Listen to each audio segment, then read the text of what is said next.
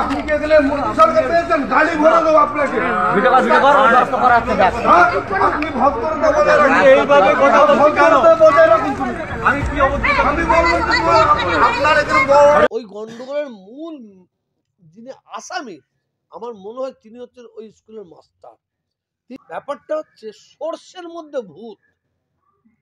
স্কুলে নবী দিবসও হয়নি আর সরস্বতী পুজো হয়নি, তো হেডমাস্টারের কি কুটকুটিনি হলো।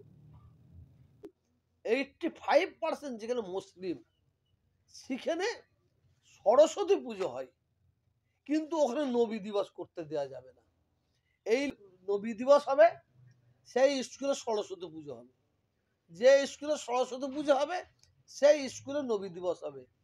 এটা স্কুলের মধ্যে ছাত্রদের সরস্বতী পুজো করা হয় মাস্টারদের তরফ থেকে। সেখানে কিছু বাইরের লোক গিয়ে তারা বাধা দেয়, এই নিয়ে একটা উত্তেজিত সৃষ্টি। দেখেন জায়গাটা আমার মনে হচ্ছে নদিয়ায় হবে বলে মনে হচ্ছে। ওই স্কুলটা নাকি 150 বছর বয়স। ওই স্কুলে নবী দিবসও হয়নি আর সরস্বতী পুজো হয়নি, তো হেডমাস্টারের কি কুটকুটিনি হলো।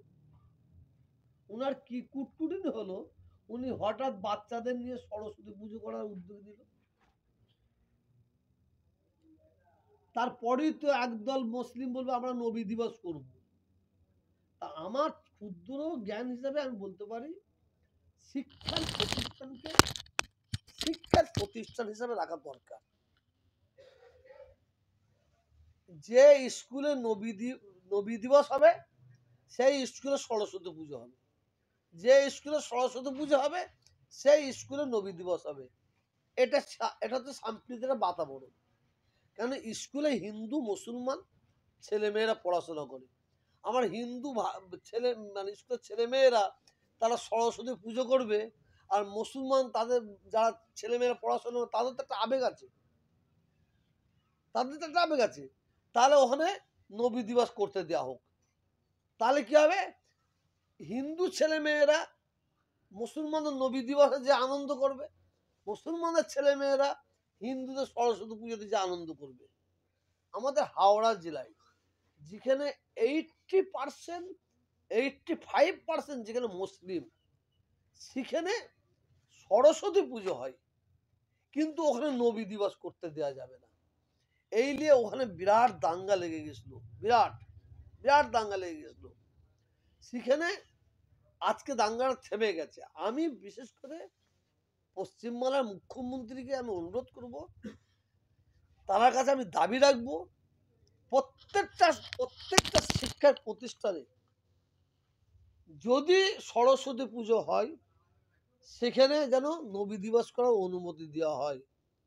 যদি নবী দিবস করা হয় সেখানে যেন সরস্বতী পুজো করার অনুমতি দেওয়া হয়।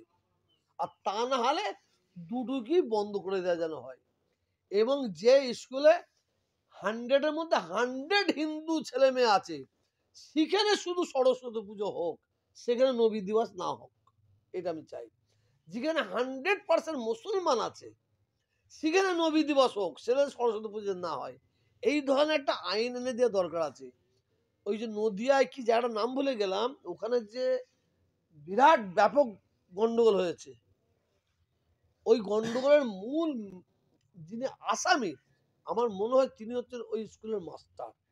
তিনি কি সুন্দর ছেলেমেয়েরা মুসলমান হিন্দু ছেলেমেয়েরা পড়াশোনা করতো, 150 বছর ধরে একইভাবে সেইটা চলে আসছে, তারা কি গুদা মারা দরকার ছিল।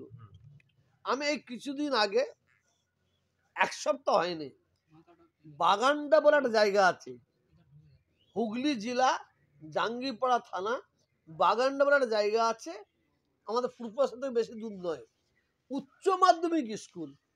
ওখানে নবী দিবস উদযাপিত হয়, আমাকে নিয়ে গেল। আমাকে এত আনন্দ লাগছে বিশ্বাস করেন। ওখানে আছে 65% মুসলিম, তারা নবী দিবস উদযাপিত করছে। দেখেন এবার ওই ছাত্রী যারা আছে তাদের বন্ধু বান্ধব যারা আছে হিন্দু, তারাও দেখি ওই জায়গায় বসে সুন্দরভাবে হিন্দু মুসলিম ছাত্র ছাত্রী অভিভাবকের তারা সুন্দরভাবে বক্তব্য শুনছে। এইবার আমি জিজ্ঞাসা করলাম এখানে 65% মুসলিম আছে, এখানে কি সরস্বতী পুজো হয়? বললে হ্যাঁ এখানে সরস্বতী পুজো হয়। সরস্বতী পূজা নয়, মুসলমান ছেলেমেয়েরা ওরা যে আনন্দ করে। ব্যাপারটা হচ্ছে সর্ষের মধ্যে ভূত, সর্ষের মধ্যে ভূত।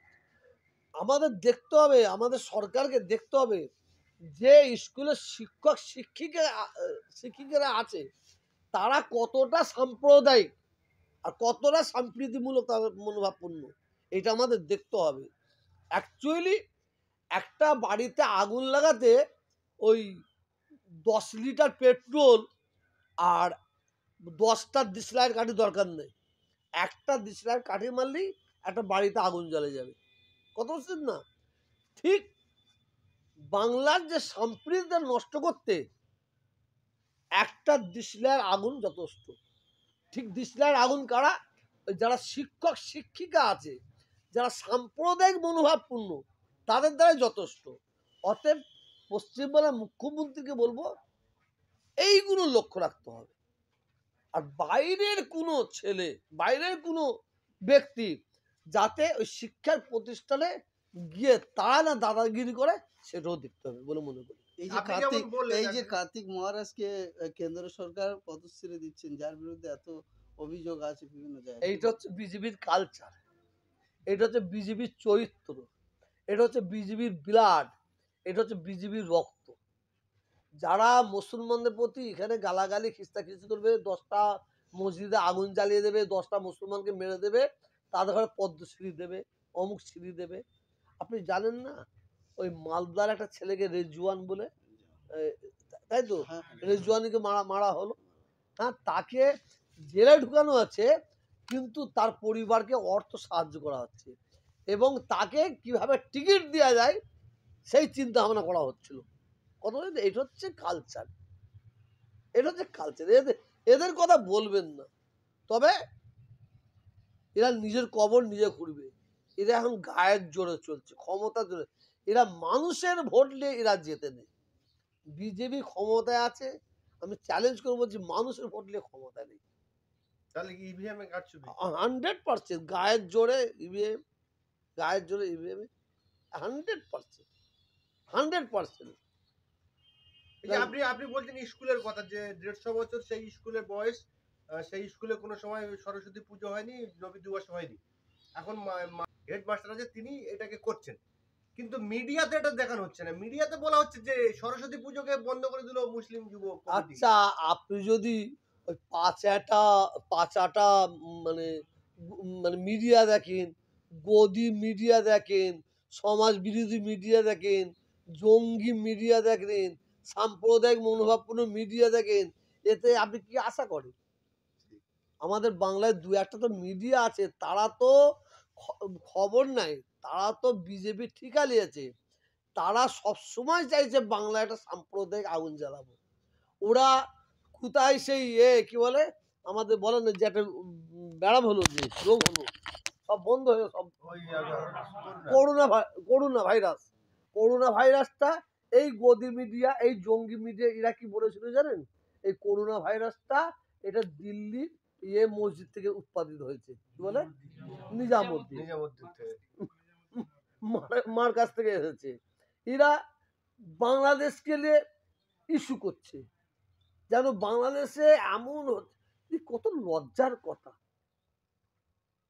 কত লজ্জার কথা। বাংলাদেশে একদল ধর্মগুরু বলছে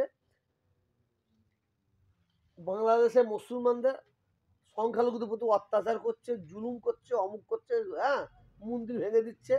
আবার একদল হিন্দু বলছে এটা ফেক কবর। আপনারা এসে দেখে যান, আপনারা এসে দেখে যান, একটা মহিলা তার মন্দিরের সামনে কিছু হাঁড়ি কলসি ভেঙে দিয়ে ফেলে দিয়ে বাবারে মারে করে চেঁচাচ্ছে, মুসলমান আমাদের মেরে ফেললো, কেটে ফেললো।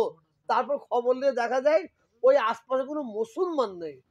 এইটা এই গদি মিডিয়া, এটা গদি মিডিয়া বললে হবে না, এরা তো না দালাল নয়, জঙ্গি। এরা তো সমাজ বিরোধী, এরা তো সমাজ বিরোধী মিডিয়া। এরা এই খবরটা বলেছে যে মুসলমানরা তারা যান প্রাণ নিয়ে যখন হাসিনা চলে আসে, মন্দিরগুলো সবাই রাত জেগে পাহারা দিয়ে মন্দিরগুলোকে রক্ষা করেছে, এই কথা বলেছে? বাংলাদেশে তো করেছে। আমাদের ভারতবর্ষে একটা মসজিদ রক্ষা করার জন্য কোনো এই দালাল মিডিয়ার কোনো লোক গিয়েছিল? হ্যাঁ, আজকে ওখানে একদম বাপরে বাপ, মায়ের চেয়ে মাসির দোষ বেশি, মায়ের চেয়ে মাসির দোষ বেশি। আমার ভারতবর্ষে আখলাককে কিভাবে মারা হলো, তাবরেজ আনসারিকে কিভাবে মারা হলো, আফরাজুলকে কিভাবে মারা হলো, হ্যাঁ সাবির মল্লিক বাসন্তী নতুন করে সাবির মল্লিককে কিভাবে মারা হলো। একটা বাচ্চা মেয়ে 8 থেকে 9 বছর বয়স, কোথায়, জম্মু কাশ্মীরে, তাকে একটা মন্দিরের ভেতর ঢুকিয়েছে, মন্দিরে, যেটা পবিত্র জায়গা বলে, সেখানে ঢুকিয়ে 6 থেকে 8 জন ধর্ষণ করেছে। এত ধর্ষণ করে দিয়েছে, মরছে না, কি করেছে, তার পিচ্ছাবের রাস্তায় রড ভরে দিয়ে তাকে মারা হয়েছে। এ গদি মিডিয়া, এ গদি মিডিয়ারা কোথায় ছিল? হ্যাঁ, মায়ের চেয়ে মাসির দোষ বেশি। গোরক্ষার নাম করে লরি লরি করে গরু যাচ্ছে, দাঁড় করিয়ে সেই গরুর ড্রাইভারকে খালাসিকে গাছে বেঁধে মেরে দেওয়া হচ্ছে। ওরা গোরক্ষক নাই, গোরক্ষকের নাম করে গরুগুলোকে নাবিয়ে ওরা আবার সাইড দিয়ে গলি দিয়ে বিক্রি করছে। ওরা গরু চোর, গোরক্ষক নয়, গরু চোর ওরা। আর এদের জন্য এই দালাল মিডিয়া, এই সাম্প্রদায়িক মিডিয়া, পাচাটা মিডিয়া কিছু বলে? তবে আমি বলবো, শুধু এইটাই বলবো, আমার বলে শান্ত নয়, যেখানেই সংখ্যালঘু থাকবে, যেখানেই, তাদের নিরাপত্তা সেই সরকারকে দিতে হবে। আমি হিন্দু মুসলিম কিচ্ছু বুঝি না, সংখ্যালঘুদের মধ্যে অত্যাচার জুলুম যেখানে হবে, সংখ্যালঘুদের ধর্মস্থলে যেখানে আঘাত আসবে, সেখানেই সেই সরকারকে তাদের কি বলা হয়, নিরাপত্তা দিতে হবে, তাদের রক্ষা করতে হবে। এটা আমার দাবি।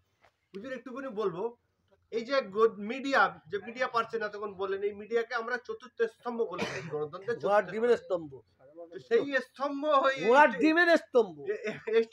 আমি বাংলার মানুষকে বলবো, ওই মিডিয়ার ওই যে পাঁচাটা মিডিয়া, হ্যাঁ আমি নাম বলবো না, ওই পাঁচাটা মিডিয়া সব জানে, ওই পাঁচাটা মিডিয়াদের যখন কোনো সাংবাদিক, কোনো রিপোর্টার আপনার গ্রামে ঢুকবে, আপনারা তার পাশে পাশে ঘুরবে, কারণ ওরা ব্যাগে করে গরুর মাংস নিয়ে আসতে পারে। ওরা গরুর মাংস নিয়ে এসে হিন্দুদের মন্দিরে ফেলে দেবে, লুকিয়ে দিয়ে মুসলমানদের ঘাড়ে চাপাবে। আবার সোরের মাংস নিয়ে এসে মুসলমানদের মসজিদে ফেলে দিয়ে ওরা হিন্দুদের দোষ দিয়ে দাঙ্গা লাগাতে পারে। অতএব ওই মিডিয়া, ওই চ্যানেলের যত রিপোর্টার বাংলার যেখানে ঘুরবে, তাদের পিছু ছাড়বে হবে না, কারণ ওরা এই ধরনের ঘটনা ঘটাতে পারে।